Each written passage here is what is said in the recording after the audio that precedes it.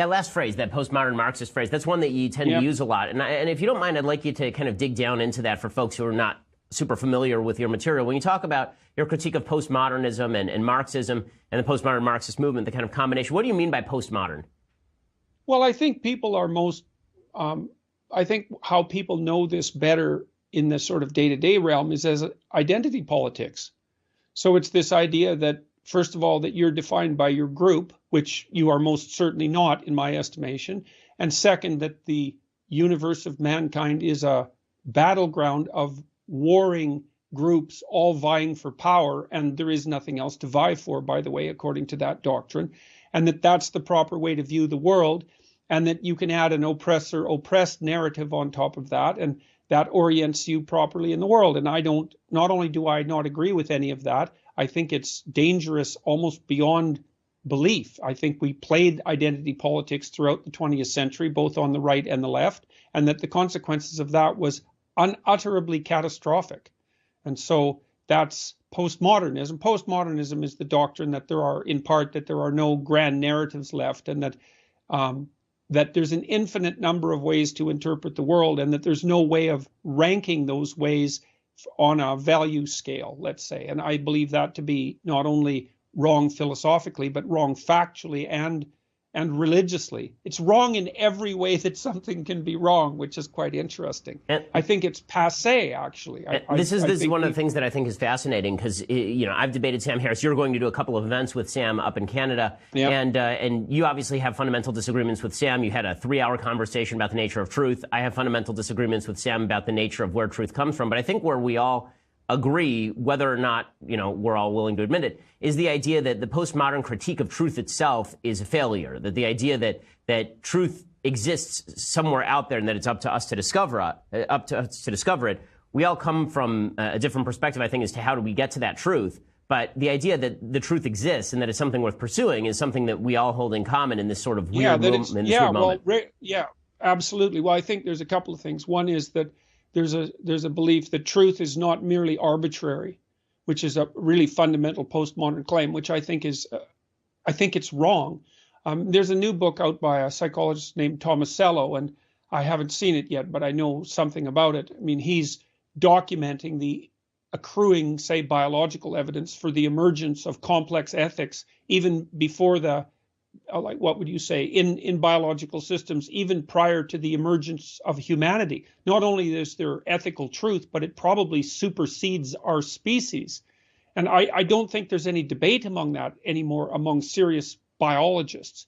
And then I believe that there's a literary and metaphorical and metaphysical overlay on top of that, and I don't exactly understand the relationship between all those different, what would you call them, levels of analysis, but I'm trying to do that, and that's what I'm trying to figure out in my lectures as well. So I think we all believe that there's something about truth that's not arbitrary, and I also think we all believe that one of the ways that you approach that truth is through genuine dialogue, and that's not dialogue where, well, I'm actually listening to you because there's always the chance that you might know something that I don't, which is rule 11 in my book, by the way. Assume that the person that you're listening to knows something you don't.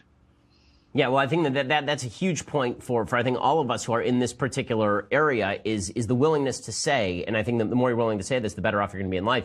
I don't know. Like, knowing where your area of expertise ends, knowing where somebody else's area of expertise may begin, and knowing that you may not know everything, I think is the prerequisite to a happy life in Jerusalem. To which we should say, F off. Who cares what you have to say? Why do I possibly care what Venezuela, where its citizens are eating dogs, have to say about where we put our embassy? Why would I care about the Organization of Islamic Countries, 57 Islamic countries who hate Jews? Why would I possibly care what they have to say about whether Jerusalem should be Jewish territory? Why in the world would I have to care about that? Yet somehow we're supposed to care about this. We're supposed to care deeply that the UN, which is basically Mos Eisley, okay, you will never find a more wretched hive of scum and villainy than the United Nations General Assembly. I hate the United Nations so much that while I'm against the use of eminent domain to hand over to private businesses, because I think that that's illegal, I would be willing to make an exception if President Trump wanted to use eminent domain to bulldoze the UN and build a Trump Tower on top of it. I'd be fine with that. In fact, I think the best use of the UN would be to throw out all the diplomats and use it as an asylum housing project for all of the people who have to run from the garbage countries that occupy the UN. The UN is an awful institution. It has done literally nothing good since basically inception, except for voting for the establishment of the State of Israel. Name the good things the UN has done. I'll wait. Okay, then the UN is a terrible organization, and it is a wildly anti-Semitic organization. Is it a shock that they're trying to pass another assembly resolution against Israel? Is that a shock? Let me explain to you why this is not a particular shock. I begin with a few statistics. So, for all those people who are like, well, you know, the UN, that center of moral gravitas, when they come after Israel, that really means something. No, it doesn't mean anything. It doesn't mean anything. Here are some statistics for you. How much does the United Nations hate Israel? There are 193 countries in the UN. More than a quarter of them are Muslim countries who hate Israel. And then you haven't even gotten started with the Europeans. Okay, Jews ain't exactly popular in Europe, as demonstrated by Exhibit A, the Holocaust. So things have not gone well for Jews in Europe historically. Here's how the UN has voted with regard to Israel, a country full of Jews.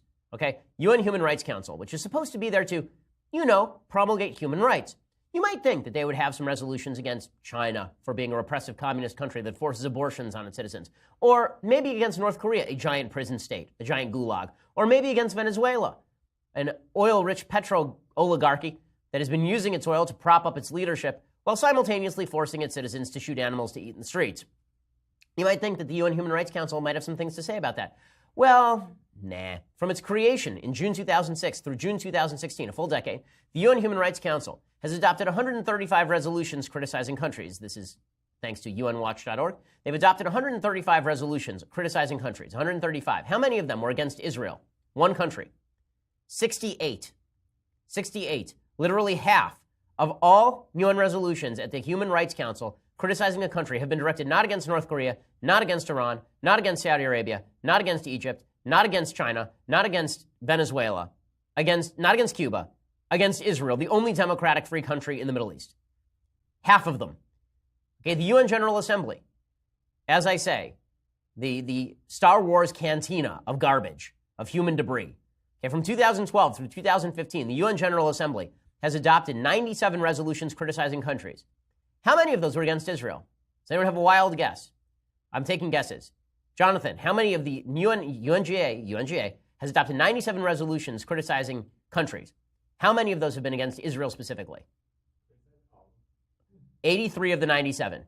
83 of 97 resolutions criticizing any country are directed against Israel. How about the UNESCO, the UN Educational, Scientific, and Cultural Organization? They're there for education and health. They're there to inform people. Did they have any resolutions criticizing Hamas for literally using UN schools as launching pads for rockets during the Gaza war? No, but they do have 10 resolutions a year. They adopt around 10 resolutions a year. How many of those resolutions have been against Israel? All of them. Literally all. There has been one resolution against another country, and that was against Syria in 2013. Since then, Syria's been great, by the way. Things have just been swimming in Syria. I mean, UNESCO has had nothing to say about Syria while 500,000 Syrians were slaughtered. But Israel, boy, oh boy, that Israel. The World Health Organization, right? They don't even adopt resolutions against countries. They adopt resolutions against Israel. Literally, they adopt one resolution a year, singling out Israel for condemnation. The International Labor Organization was established to improve conditions of labor, regulate work hours, and fight unemployment, and ensure adequate living wages. Israel has the strongest economy in the Middle East, and it ain't close. At its annual conference, the ILO only produces one country-specific report. Guess the name of the country. So, is it super shocking that the UN has decided to single out Israel and say that Jerusalem is not Jewish territory? Is it super shocking that the Palestinian Authority, a terrorist group, has come out and said, how dare the United States try to blackmail us? They're trying to blackmail us. They're trying to say that if we oppose them, they'll cut off aid. The United States. Okay, the Palestinians don't get to talk about blackmail. Palestinian Authority, Hamas, Islamic Jihad. Their entire strategy is if you don't give us what we want, we will come into your house and murder your children. That is, extortion is their entire political strategy and has been for decades. But they're ripping the United States. So, as I said earlier, Nikki Haley, the UN ambassador under President Trump, is my spirit animal. President Trump led off this UN thing by saying himself, listen, if they want to oppose us at the UN, we'll just cut their funding. Take hundreds of millions of dollars and even billions of dollars, and then they vote against us. Well, we're watching those votes. Let them vote against us. We'll save a lot. We don't care. Love it. Love it. Yes. Okay, this is the Trump who in 2011 I thought, Maybe he'd be a good president. This is not just good Trump. This is not just great Trump. This is exhilarating Trump. Okay, this is fantastic Trump.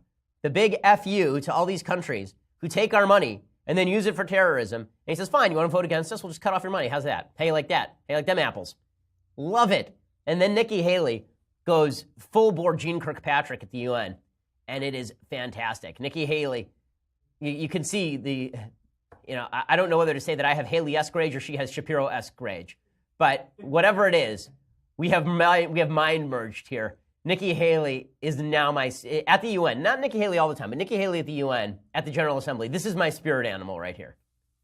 The United States will remember this day in which it was singled out for attack in the General Assembly for the very act of exercising our right as a sovereign nation. We will remember it when we are called upon to once again make the world's largest contribution to the United Nations. And we will remember it when so many countries come calling on us, as they so often do, to pay even more and to use our influence for their benefit. America will put our embassy in Jerusalem. That is what the American people want us to do. And it is the right thing to do. Yes. Okay, this is correct. Why we even spend a dime at this defunct, pathetic institution is beyond me. We should just bulldoze the damn place, and we should make all these jackasses pay their parking tickets. We should make all these diplomats who have been out there raping people and they have diplomatic immunity. We should drag them into court. Like, enough of this nonsense. Okay, the UN is a garbage institution. It's been a garbage institution for